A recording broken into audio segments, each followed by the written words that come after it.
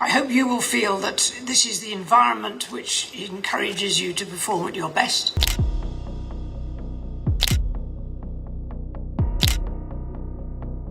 Princess Anne is in hospital with concussion tonight after apparently being injured. In a stunning twist, Queen Camilla has handed over her royal title to Princess Anne, sending shockwaves through the royal world and beyond. This dramatic move reshapes the very foundation of the monarchy, leaving everyone, from devoted fans to staunch critics, stunned and scrambling for answers. Tune in as we unravel this unprecedented royal shakeup that promises to redefine the future of the crown. Princess Anne's unexpected ascent. The monarchy is stepping into a whole new chapter, and this bold move marks a shift that has everyone talking. Let's unpack this wild turn of events and explore how it's rocking the royal world. But just as the dust began to settle, a cryptic message from Buckingham Palace hinted at an even bigger revelation looming on the horizon, one that could reshape the monarchy forever. The grand announcement happened under the golden glow of a setting sun over Buckingham Palace, with crowds gathered along the Mall. People waved their Union Jack flags, buzzing with excitement until a hush fell as King Charles III stepped onto the balcony. With steady words, he declared that Princess Anne would now take on the title of Queen. Gasps rippled through the crowd, quickly followed by murmurs of disbelief and excitement. The live broadcast sent shockwaves across the globe as everyone scrambled to make sense of this unprecedented announcement. Why Princess Anne? Well, let's face it, she's been a powerhouse in the royal family for decades. Dubbed the hardest-working royal, she's tirelessly supported over 300 charities and attended more events than anyone else in the family. Despite her relentless work ethic, she's never sought the spotlight. Anne's no-nonsense attitude and strong sense of duty have always set her apart. With this new title, it seems like her years of dedication are finally being recognized in a big way. This monumental decision didn't come out of nowhere. The monarchy has been evolving, trying to stay relevant in a world that's moving fast. King Charles has been at the forefront of these changes, recognizing that the royal family needs to adapt to connect with modern audiences. While the outgoing queen consort did a stellar job, the time has come for a fresh face and a different kind of energy. Enter Princess Anne, with her grounded demeanor and unmatched work ethic, ready to bring a new vibe to the institution. The announcement has sparked a mix of reactions. Loyal fans are thrilled, celebrating Anne's well-deserved recognition. Hashtags like #QueenAnne and #RoyalRevolution have taken over social media, with people applauding her practical and hardworking approach. On the other hand, skeptics question whether Anne's understated style will resonate in such a prominent role. Can she bring the same charisma? Only time will tell. This change isn't just about titles, it's about redefining what it means to be royal. The outgoing queen consort's time in the role wasn't without its challenges. Stepping into the position after Queen Elizabeth II's passing, she quickly got to work modernizing the monarchy. From introducing the concept of Queen's Friends, a more relaxed version of the traditional lady-in-waiting, to handling international diplomacy with grace, she brought a modern touch to an ancient institution, but even queens face hurdles. Her journey included health challenges and adapting to a whirlwind of royal responsibilities. She's been a steady presence, whether standing beside King Charles at Westminster Abbey or joining him on historic state visits to places like Germany and Kenya. Her efforts to modernize and humanize the monarchy have left a lasting impact, setting the stage for Anne's new role. Anne's promotion also reflects the monarchy's recognition of her unique strengths. She's a symbol of reliability and dedication, qualities that resonate with a generation craving authenticity. While she's not one for glitz and glamour, Anne's quiet determination and unwavering commitment could be exactly what the royal family needs to stay relevant. This new era is about more than just titles and ceremonies. It's about reshaping traditions to fit the times. Anne's practical approach to her duties has always been her hallmark, and now she has the platform to inspire a whole new generation. From her charitable work to her no-fuss attitude, Anne embodies a modern kind of royalty that's less about pageantry and more about purpose. As the monarchy steps into this fresh chapter, all eyes are on Anne. Can she rise to the occasion and redefine what it means to be queen? The stage is set, and the world is watching. One thing's for sure, This isn't just a new title for Anne, it's a new dawn for the monarchy itself. While the public's response continues to unfold, it's clear that this decision is a strategic one. Over the years, Anne has cultivated a reputation as a dependable figure within the royal family. From her relentless charity work to her consistent presence at key events, she's become a symbol of stability and strength. Her new role is a natural extension of her existing duties, cementing her as a cornerstone of the monarchy's future. It's worth noting how this shift fits into a broader trend of modernization within the royal family. In recent years, there's been a push to make the monarchy more relatable and accessible. This means not only adapting traditions, but also highlighting figures who embody the values of the modern era. Anne's grounded approach and focus on service align perfectly with this vision. Her new title signals a commitment to these ideals, positioning her as a role model for future generations. The ripple effects of this change are already being felt. Anne's elevation has sparked renewed interest in the royal family, drawing attention to its evolving dynamics. This renewed focus is an opportunity for the monarchy to engage with a younger audience, many of whom have grown up with a more skeptical view of traditional institutions. By showcasing Anne's authenticity and dedication, the monarchy can bridge this gap and foster a deeper connection with the public. This isn't the first time the royal family has undergone significant changes, but it's one of the most symbolic. Anne's ascent represents a shift in priorities, emphasizing substance over style. This focus on service and duty harks back to the values that have long defined the monarchy, while also charting a new course for the future. In many ways, Anne's new role is a reflection of her own journey within the royal family. As the daughter of Queen Elizabeth II, she grew up in the public eye, navigating the challenges and responsibilities that come with being a royal. Over the years, she's carved out a unique path, balancing her royal duties with a personal commitment to causes close to her heart. Anne's new role is just the start of big changes ahead for the royal family, rewriting the monarchy's playbook. As we look ahead, it's clear that this is just the beginning of a transformative period for the monarchy. Anne's promotion is a statement of intent, signaling a willingness to embrace change and adapt to the times. It's a bold move, but one that reflects the resilience and forward-thinking spirit that have always been hallmarks of the royal family. In the coming months, all eyes will be on Anne as she steps into her new role. From her first public appearances to her ongoing work with charities, every move will be closely watched. This level of scrutiny is nothing new for Anne, but it's a reminder of the weight of her new responsibilities. As she takes on this challenge, she'll be drawing on the lessons learned from decades of service, as well as the example set by her predecessors. Ultimately, Anne's success in this role will depend on her ability to balance tradition with innovation. The monarchy's strength lies in its ability to adapt, and Anne's appointment is a testament to this adaptability. By embracing her unique qualities and leveraging her extensive experience, she has the potential to redefine what it means to be a modern royal. The road ahead won't be without its challenges, but Anne has proven time and again that she's up to the task. Her new title is more than just a recognition of her past achievements. It's a vote of confidence in her ability to lead the monarchy into the future. As she embarks on this journey, she carries with her the hopes and expectations of a nation, as well as the legacy of a family that has always stood at the heart of British life. For the monarchy, this is a moment of renewal and reinvention. Anne's promotion is a reminder that even the oldest institutions can evolve, finding new ways to stay relevant and connect with the world around them. It's a testament to the enduring power of the monarchy and its ability to inspire and unite people from all walks of life.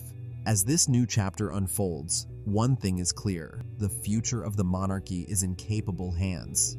Anne's appointment is a bold step forward, one that promises to bring fresh energy and perspective to an institution that has always been a symbol of continuity and tradition. With her unwavering dedication and practical approach, Anne is poised to lead the monarchy into a new era, one that honors its past while embracing the opportunities of the present. In the years to come, this moment will be remembered as a turning point for the royal family. It's a moment that captures the essence of what it means to be royal: a commitment to service, a willingness to adapt, and a deep connection to the people they serve.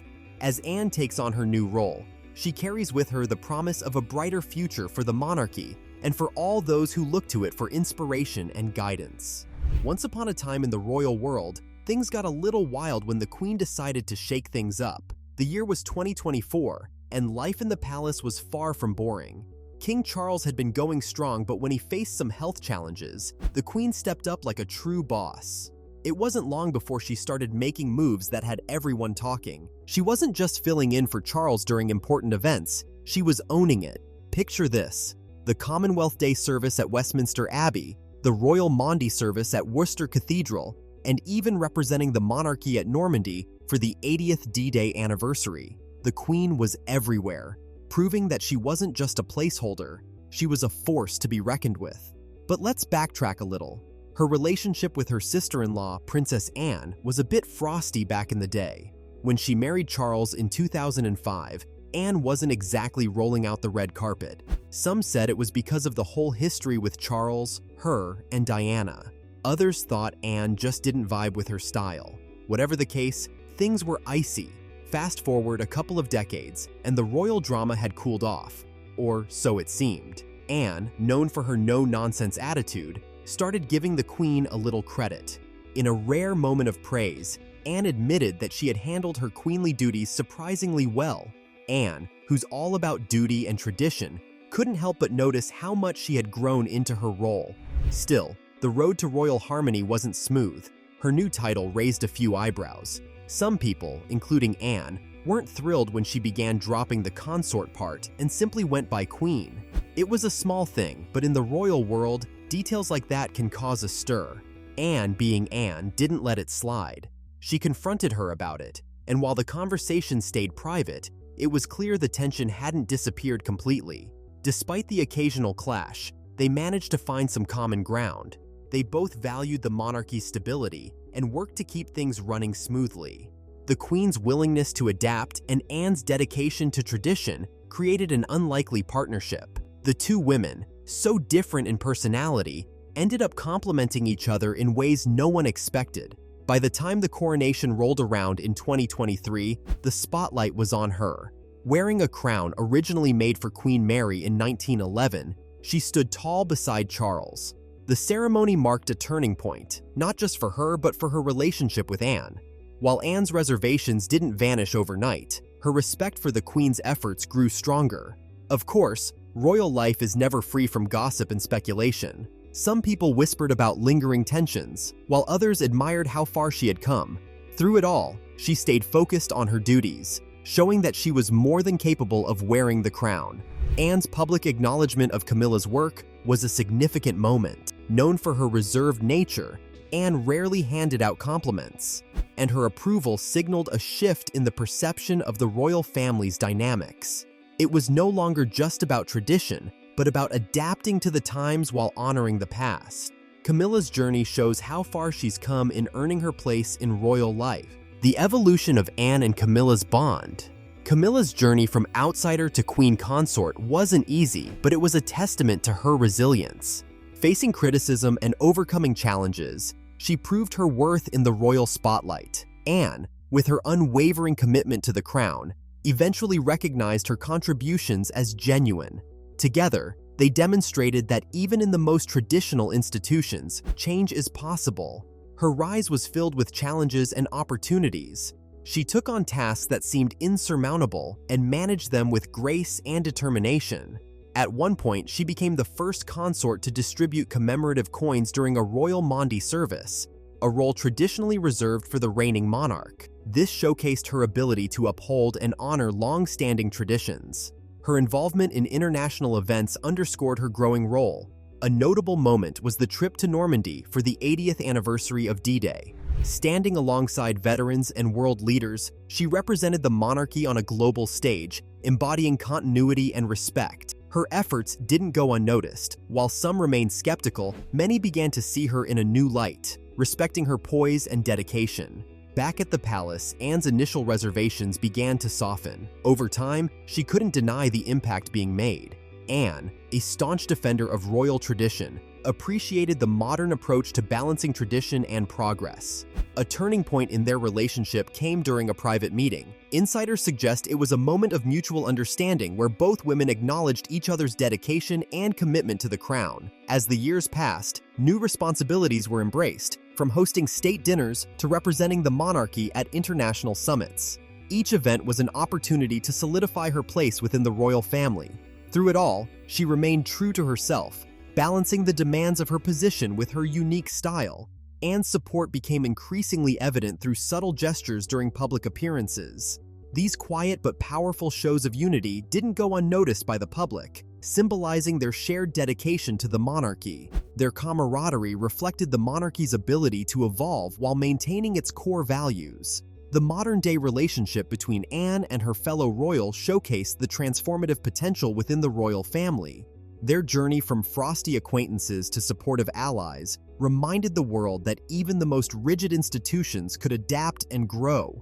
Her story is far from over, and as she continues to navigate royal life's complexities, her mission remains clear: to serve the crown and its people. Her resilience and ability to adapt have solidified her role. Meanwhile, Anne's evolution from skeptic to supporter exemplifies her character and willingness to embrace change, while staying true to her principles. Together, they reflect a monarchy that honors tradition while embracing transformation. However, this wasn't a simple handshake and done kind of moment. For years, Anne's views on royal protocol have been clear. She's always been a staunch defender of her late mother's way of doing things. When Camilla first moved up to become queen consort, Anne wasn't shy about expressing her discomfort. The title queen carried a weight of tradition and responsibility that Anne felt shouldn't be taken lightly. This created a bit of a ripple within the family, with Anne standing as one of the few who openly voiced her concerns. But let's rewind a bit. Camilla's journey into the royal fold hasn't exactly been smooth sailing. When she married King Charles III back in the early 2000s, she wasn't exactly embraced with open arms. Some members of the family, including Anne, reportedly found it hard to adjust. Anne, a traditionalist to the core, wasn't keen on bowing to someone she viewed as a latecomer to the royal scene. Yet, time has a way of smoothing over rough edges, and the relationship between Anne and Camilla has gradually evolved. Fast forward to the recent event where Camilla received an honorary doctorate in literature from the University of London. It was Anne, acting as chancellor, who presented the honor. The ceremony itself was packed with symbolism. Camilla kneeling before Anne to accept the award was a striking moment, showing a rare reversal of royal hierarchy. For a brief moment, tradition took a backseat to mutual respect. Anne's admiration for her late mother's legacy has always shaped her actions. Queen Elizabeth II's reign was marked by unwavering adherence to protocol, and Anne's respect for that has never wavered. This made her cautious about any shifts in royal titles or traditions. When Camilla stepped up from queen consort to queen, it was a shift Anne wasn't entirely comfortable with. But despite her reservations, she has managed to find common ground with Camilla. One lighthearted moment that captured the evolving dynamic between these two was the Christmas Day church service in 2019. Both Anne and Camilla arrived wearing strikingly similar purple outfits. When they noticed, Camilla playfully elbowed Anne, and the two shared a rare public laugh. It was a glimpse of camaraderie that's seldom seen in the often rigid world of royalty. Still, the question of royal titles is far from straightforward.